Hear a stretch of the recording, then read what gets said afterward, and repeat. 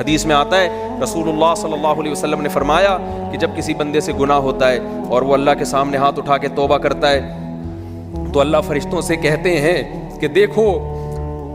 یہ مجھ سے توبہ کر رہا ہے نا، تو اس کو یقین ہے کہ کوئی خدا ہے، کوئی رب ہے جو اس کے گناہ پہ سزا بھی دے سکتا ہے اور معاف بھی۔ حالانکہ ابھی اللہ نے سزا دی نہیں ہے، کوئی نظر بھی نہیں آ رہی سزا اس کو یقین ہے کہ میرا کوئی رب ہے جو اس گناہ پہ سزا بھی دے سکتا ہے اور معاف بھی کر سکتا ہے، تبھی یہ مجھ سے گڑ گڑا کے معافی مانگ رہا ہے۔ تو میں اس کے عمل کی لاج رکھتا ہوں کہ اس کا یہ نہ بہت سے گناہ کرتے ہیں، نہیں ہاتھ اٹھاتے اللہ کے سامنے، اور اللہ کو دیکھنے کے بعد تو سارے ہی ہاتھ اٹھائیں گے، تو پھر تو سارے اٹھا لیں گے ہاتھ، توبہ کریں گے۔ اللہ کہہ رہے ہیں دیکھا نہیں ہے اس نے، میری آیات پر ایمان لایا ہے، میری نشانیاں دیکھ کر،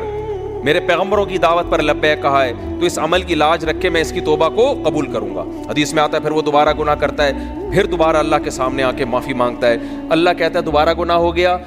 پھر معافی مانگنا اس کی علامت ہے، اس کو یقین ہے کہ میرا کوئی رب ہے جو گناہوں پہ سزا بھی دے سکتا ہے اور جزا بھی دے سکتا ہے، معاف بھی کر سکتا ہے، تو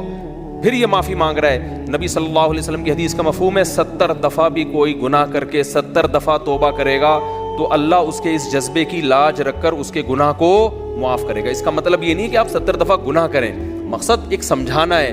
کہ توبہ میں تاخیر نہ کریں۔ تو اللہ معاف کیوں کر رہا ہے؟ اس کے اس توحید والے نظریے کی بیس پر کہ اس کو پتا ہے کہ مجھے گناہ معاف کروانے کے لیے میرے پاس اللہ کے سوا کوئی آپشن نہیں ہے۔ تو توحید اللہ کو بہت پسند ہے، شرک سے اللہ کو بہت زیادہ نفرت۔ تو یہ 4 شرطیں بھائی جس میں پائی جائیں گی، پھر وہ آپ عمل کرو۔